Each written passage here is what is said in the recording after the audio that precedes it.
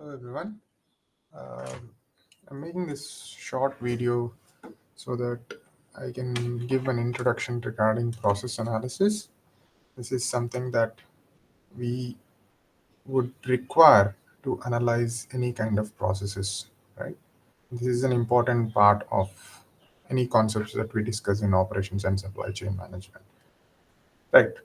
So, what is a process? Process is something that can easily be described as a set of activities that is required to do particular or produce certain types of outputs, right? As you can see from this particular figure, you have several inputs that are required to make any particular output. Uh, in general, the inputs that are used are labor, material, and capital, and the outputs are created in the form of goods and services. You talk about operations. Usually, we generally talk about input, process, and outputs, and that is what this particular figure is also representing. As we can see, there are different kinds of shapes and figures which are there over here. And for us, in this particular picture, the important thing for us is going to be this part, which is our process management, because we are discussing about processes. Now, processes are the kind of heart of any kind of operations that we do, and it is necessary for us to understand how processes are used, what are the metrics that are associated with processes, and how do you measure processes, right? First, let us understand about the terminology that is generally used in process management and how do we go about analyzing any particular process given certain type of data that is provided in different examples or questions or cases. We have, in general, when we look at any particular process, there are key elements that are there. One is definitely the inputs that we have already said. Input something that is in the form of labor, material, and capital. Outputs happens to be in the form of goods and services. Now, take a look at this central part, which we said as process management, which is our key element, right? This is something that we are going to focus on. Now, any particular process has two main elements. One is the set of activities that are going to drive that particular process, and then something which is even more important, which is what we call as the process boundaries. So, process boundary is something that defines when and where do we focus our process analysis on. Now, as you can see over here, there is a black rectangular box which is engulfing different kinds of shapes which are rectangles and triangles which are mentioned over here. So there are a set of rectangles that you see over here. Let me call them as A, B, C, and D. And then you have your different triangles. Let me name them as 1, 2, and 3. Now, process boundary over here is the black rectangular box, which is kind of encompassing all these different activities which are mentioned over here and also the weighting. Now, when I say different activities and different weighting, the blue rectangular box that you see over here, this is representing one particular activity, right? The same way, this particular blue rectangular box that you see over here is representing another activity, and so on. Now, the triangle which is seen over here is a general representation of any kind of weighting that is happening in any process. Now, you can also, this is also referred to in operations terminology as some kind of inventory. Now, why do we call that as an inventory, and why is weighting and inventory the same? So if you look at any particular process, when certain activity is happening and another activity has to begin, and if something else is already busy, you will see that there is an inventory of different work in progress that is waiting in front of it. A simple example is, think of this as the different steps that you have to achieve while you are going and visiting a particular doctor, right? So the first activity that you will do while you are visiting a doctor would be get yourself registered. And more often than not, what you will see is that you will not directly go and visit the doctor. There is a certain waiting period.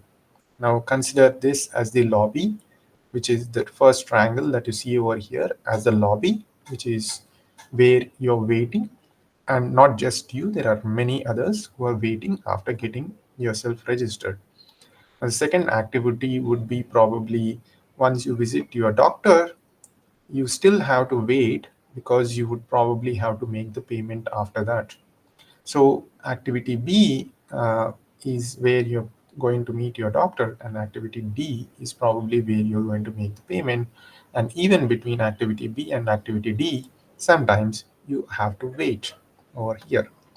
And as you wait along with other patients and other people, there is another set of inventory, or another word which is also used very commonly is the buffer, which is created over there.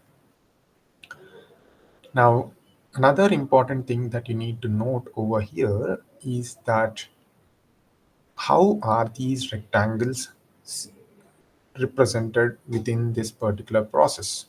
Now we will get back to the process boundary in a moment, but let me explain this part first. As you can see over here, the rectangles A, B, C, and D are represented from left to the right, and as is generally accepted, whenever the activities are happening in a sequence in that particular chronological order, they are represented from the left to the right. Now you will see that activity A, B, and D are in a sequence, while B and C, the rectangles, are positioned one below the other. Now, whenever there are activities which are positioned one below the other, what it represents is that there are activities which are happening parallel to each other, or they are happening simultaneously. Now, sometimes you would see that there are certain set of activities which are done in in parallel or simultaneously instead of in a sequence. Now that means that in that particular time, there are two sets of activities happening, and the time that is required for you to do these activities would still be the same. So this is what this particular representation is telling you. So when there are activities that needs to be happening one after the other in a chronological order, they are represented left to right in a sequence. While if there are activities which are happening simultaneously, they are represented one below the other. They are working in parallel. Now, this is about the representation of the different activities. Now, what is the role of this process boundary, which is this particular black rectangular box? Now, the process boundary is an important way of you to understand what is the limitations of when do you start that particular process and when do you end that. Now, if you look at any particular process, generally you will see that there are different people, different resources, different stakeholders who are associated with these processes, sometimes even machines. And what is important for you might not be the same as important for somebody else. Now, what do I mean by this? Let's take an example to understand that. Let's take an automobile firm, which is something like Hyundai Motors. Now, in a Hyundai Motors, if you ask what is the end objective of Hyundai Motors, it would be to probably sell as many automobiles or cars to the end users. Now, right from the moment they procure raw materials till the point that they sell the products, you can identify different activities that are there which need to happen in chronological order. Sometimes they might probably even happen simultaneously, but the process ends for Hyundai Motors from the point they procure raw materials till they sell that particular product. So the output for them is going to be a sold car.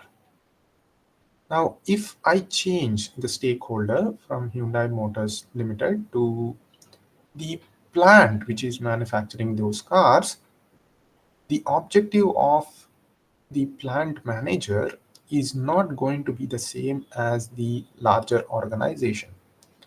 Now, the plant manager is not necessarily worried when and where will this particular car get sold to.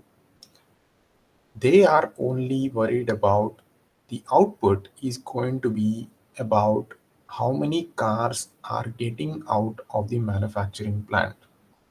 Now, they might wait, they might be stored in a warehouse, they might be distributed to different resellers, but the output is not the same as what we have considered for the larger organization. So that means the process boundaries for for Hyundai Motors is probably going to be this long, where the end output is when the car gets sold, the customer, but the one for the plant manager probably happens to be over here, where the finished car is coming out and going for distribution.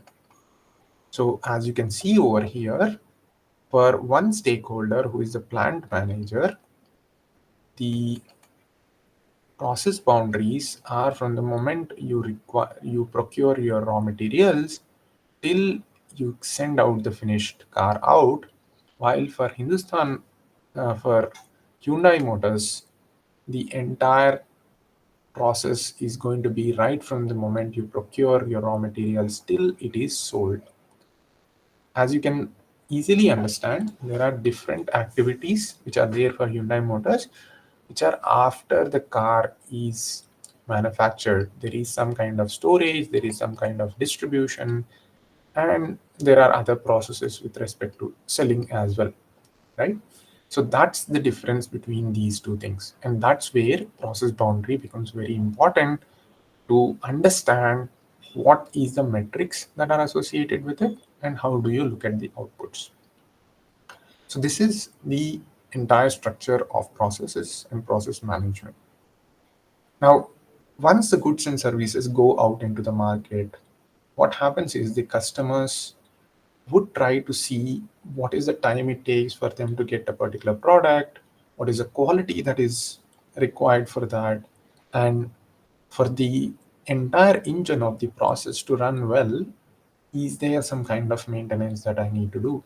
So what happens is whenever these goods and services are manufactured and sent back, you will see that there is going to be some amount of feedback that is coming back in, which is helping the organization one improve the processes, that is reduce the time to make this particular thing, to maybe position some of these activities to be done in parallel, if not in sequence.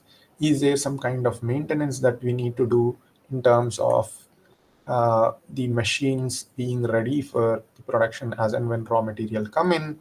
And if there is some kind of not so great quality that is produced, is there something that we can change with respect to the way we produce the goods or the way we get our raw materials to get the quality in check? So these are going to be your feedback mechanisms. Now, each of these things are going to be different elements in operations management, and probably we'll discuss this in more detail as we go forward. This is the crux of what a process management is. Thank you.